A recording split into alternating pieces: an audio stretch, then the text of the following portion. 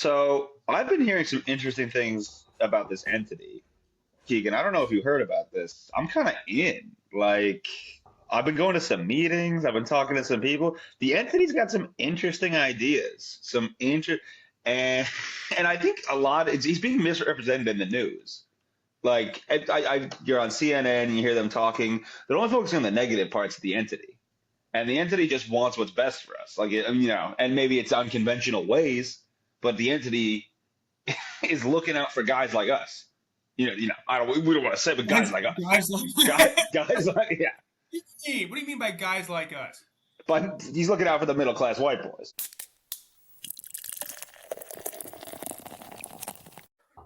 All right, we will move on to I got Mission Impossible: Final Reckoning. We have so many movies to do. God, Anyone got anything to say? Take a while. All right, one of you guys take the lead. I didn't take a piss and grab a beer. So I've been hearing some interesting things about this entity, Keegan. I don't know if you heard about this. I'm kind of in. I've been going to some meetings. I've been talking to some people. The entity's got some interesting ideas. And I think he's being misrepresented in the news.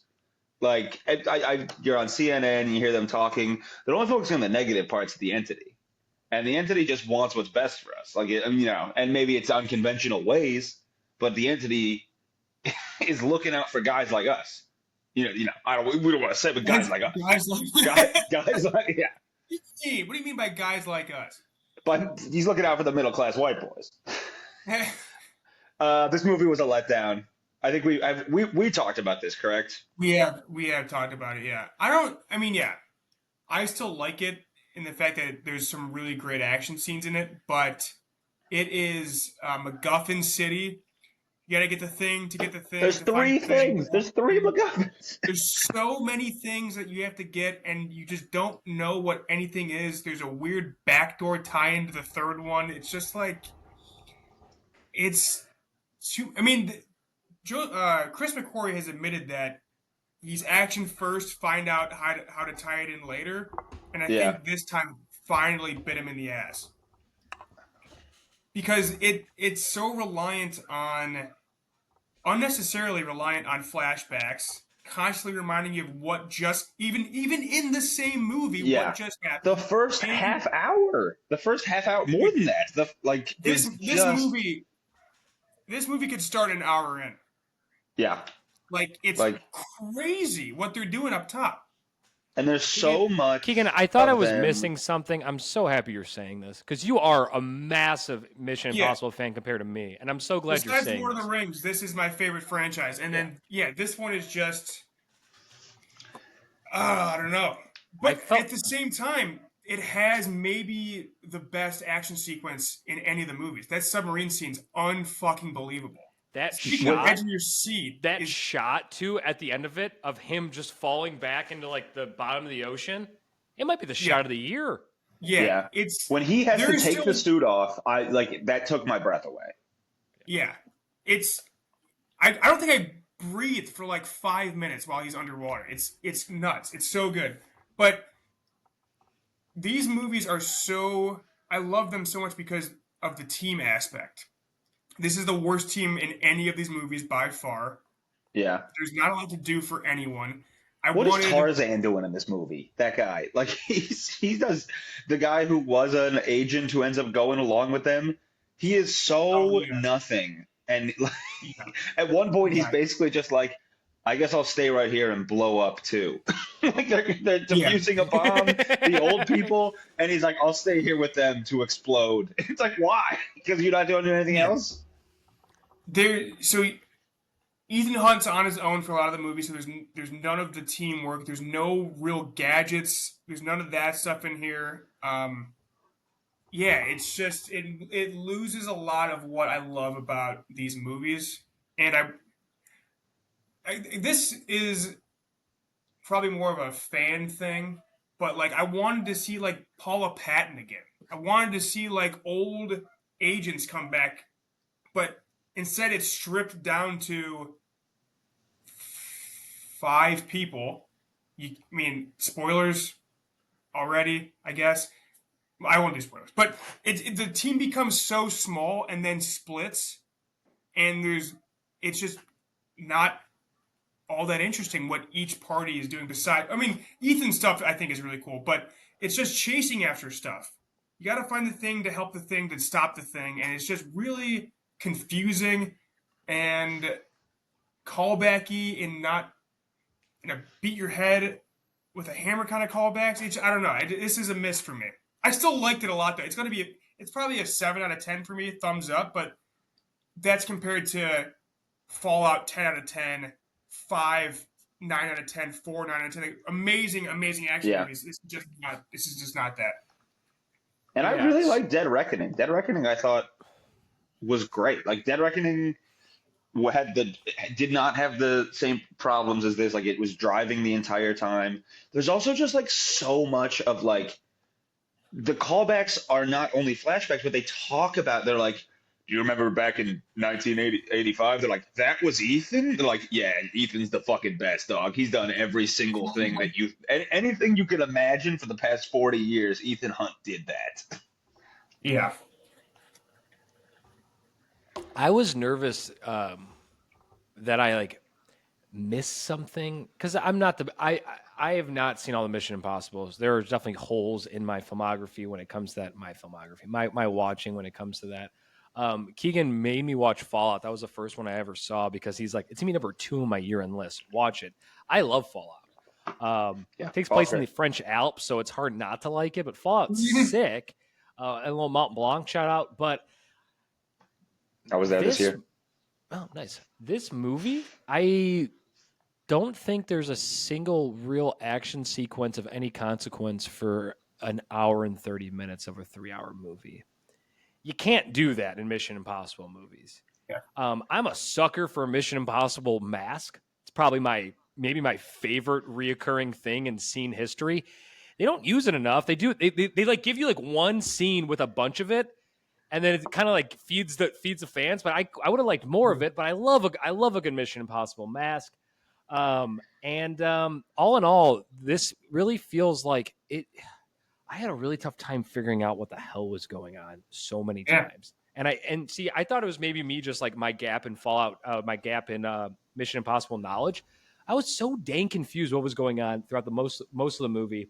This really feels like an hour and 50 minutes of background, weird flashbacks, callbacks to characters that I don't care about. Apparently Keegan really doesn't care about either, of just like weirdness.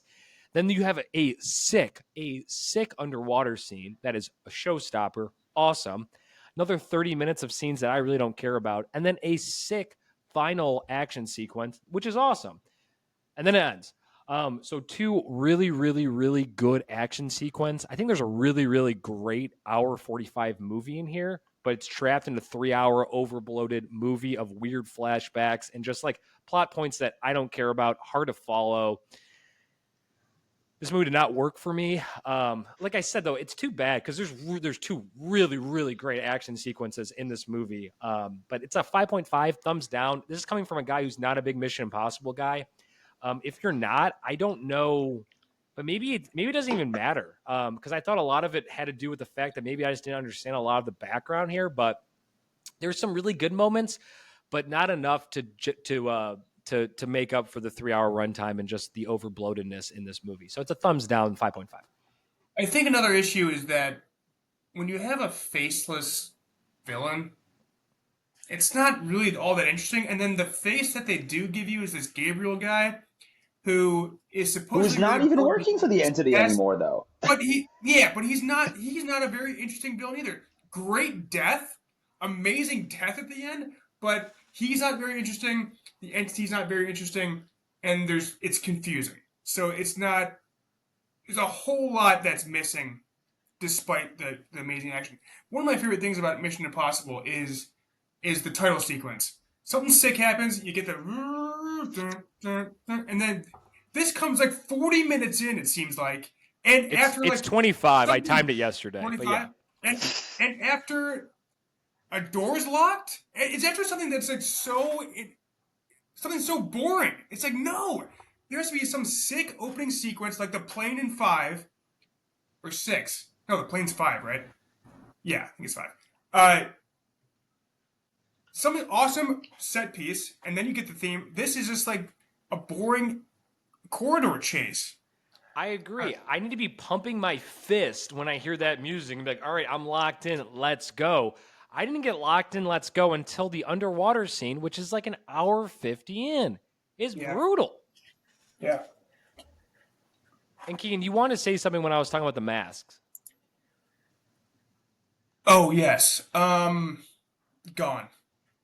Yeah. This wasn't used. It was very quick. I forgot that they used masks in this, but it goes back to there's no gadgets. There's no spy stuff really in this at all, which is such a shame. Oh, No, the gadgets back are to all villains. just like Yeah. we have a poison pill, or we have the world's biggest hard drive. Like they're like, you know how big this hard drive is? Try 8 trilligites or whatever the fuck it is, and then they trap it in there. And they're like, Haley Atwell, you have the exact skills we need because you need to pickpocket it. I do remember what it was. Mike, you were saying something about not recommending it to people. And there is, if you watch 7, there is, obviously it ends on a cliffhanger. There's more to it. Is this 8, But Keegan? To help me this is track 8. when you're saying, okay, thank you. Yeah, this is 8. So I threw up 7 fingers and said, is this 8? the way this, so it's called Final Reckoning. These movies have their budgets have ballooned out of control, and they're not making all that much money. I mean, Fallout did well, but 7 and 8 really did not do that well. So I figured Final Reckoning, this will be a full, clear end to Ethan Hunt's story. And it's really not. No, not The at all. door is still open for him to come back. I don't think they will. So if you want to be like, all right, I need to see how his story ends, you don't get that here. It's not an end in any way. He doesn't say he retires. They don't lose a single character besides Luther, who obviously was going to die. I feel like we needed a main character death. I feel like we needed Benji or someone to truly sacrifice themselves. I thought Benji was done. Yeah. And then he wasn't. Like there's nobody. Yeah, there's no. Also, the ending part where it's revealed that Shea Wiggum is someone's son, like fucking Ray, like literally like some Star Wars shit. John Voight's son, right? Yeah. They're like, your name is Briggs, but that's your mom's maiden name. Your real name is Johnny Phelps, and you're Jim Phelps' son. I'm like, what the fuck? Who cares? Yeah. What's your name, Ray? What's your last name? I know. That's what I was saying. It really felt like that. Yeah, it was. Yeah, dude, it's such also, a shame need to give a shout out to Tremel Tillman from Severance. Is the greatest actor of our generation, and he is so good. But also, it's so redundant where Ethan goes, he just keeps boarding fucking ships and shit. Like, he goes and Hannah Waddingham, shout out Hannah Waddingham, call me. She gives her a note from the president that's like, back in our day, something happened between us, and this is kind of like that now. You have to let Ethan Hunt onto your ship. And then he has to get on another ship after that and befriend those people, and then they teach him for like 25 minutes how to dive. Like, it's just a lot of buildup. It's so bloated.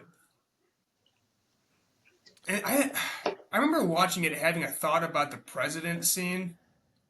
The cabinet's too big. There's so many people in that. Like, Nick Offerman's in there, and he's like the Secretary of Defense or something.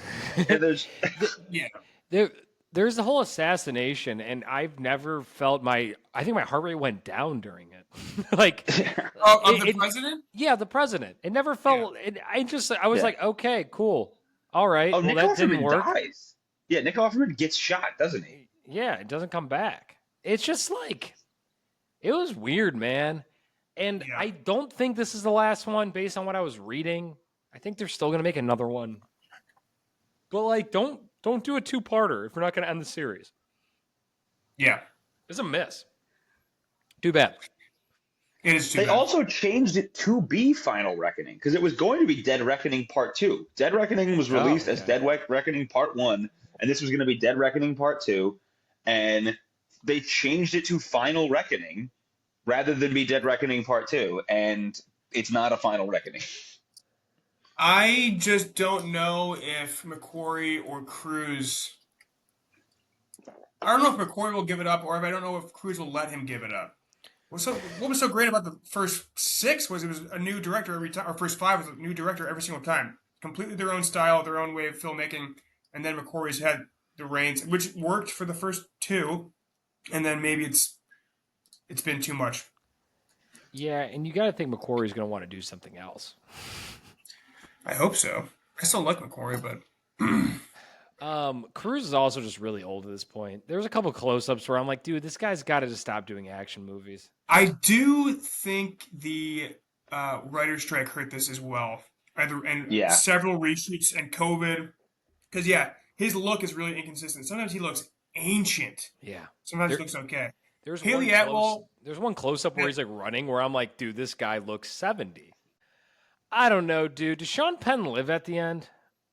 That dawned on me. Not in this movie. Not Sean Penn. Shea Wiggum? Simon Pegg? Simon Pegg. I was so close there. Does Simon Pegg live at the end? Yes, they all do. The entire team lives. They figure it out because he was like dying as the thing was. I feel like that was never got resolved. I think he was just bleeding out, and they're just like, No, they fixed it. They did she stabbed him in the duct tape in the exact right place. Palm Clementif. Also, I loved Palm Clementoff in 7, the last one. She's so cool and badass, but then again, they give her nothing to do in this one. She had nothing. She just speaks French occasionally. It's just like, God, what are we doing? She just follows people around and speaks French. Yeah, that was a nothing character.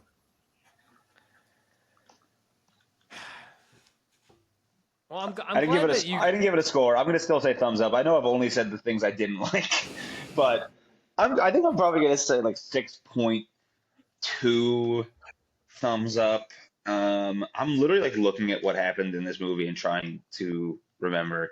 It was funny that they brought back the guy, William Donlow, after Ethan broke into the CIA headquarters in the first movie, but he's like, it's actually character in one. No, he's just in that. He's literally just in that scene, I believe. But it's funny that they like absolve him too. That he's like, I'm sorry I did that to you. He's like, it's okay. I found my beautiful wife here in the Arctic, and that makes it okay that you ruined my life or whatever. I'm like, I don't think that's okay. Those people should have died for sure. Come on. Like, it seemed so obvious that they were going to sacrifice themselves, and they didn't. Katie O'Brien from Love Lies Bleeding is on the ship. She's pretty good. If you're going to truly end it, so we haven't talked about the plane scene yet in detail. Plane scene's sick. So it's sick. Good. Yeah. So sick. That death, that's the only note I have is death is so awesome, and Keegan already talked about it. Him banging his head against the propeller. So I give Tom Cruise a lot of credit for allowing that hair to be on screen. His hair in that scene looks so, because it's just like flat. It's so bad. It looks awful, but I give credit to him that he would do that. He would. His skin looks terrible too because he's going at like 200 miles per hour in the air, 150. Yeah. But that scene is so sick. I love like the valley of the planes and those old school propeller planes, like so sick. Great scene.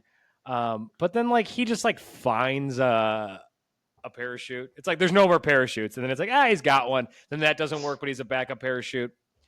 Oh yeah, we see his parachute burn up, and then he's just we don't like how'd he land? Yeah, I know. I needed it. I thought he was actually going to die because I'm like, all right, this is final reckoning. He's going to die here. Yeah, and I'm like, maybe not the most ceremonial way to die, but he's just going to crash into the forest and he's going to die. It's not like Caesar from Planet of the Apes, but few movies are. And no, he just lands and it's fine. Do you not like it or do you love it? Oh, Planet of the Apes. I was like, we got don't bring up Planet of the Apes. We'll be here for another 3 hours. Yeah. I had another thing. Yeah, okay, there is a scene like said, also. Sorry, Keegan. Go ahead, Liam. There is a scene also when he frees Haley Atwell, and there is off-screen action in which Tom Cruise like kills 3 dudes seemingly so brutally that Haley Atwell cannot look at it.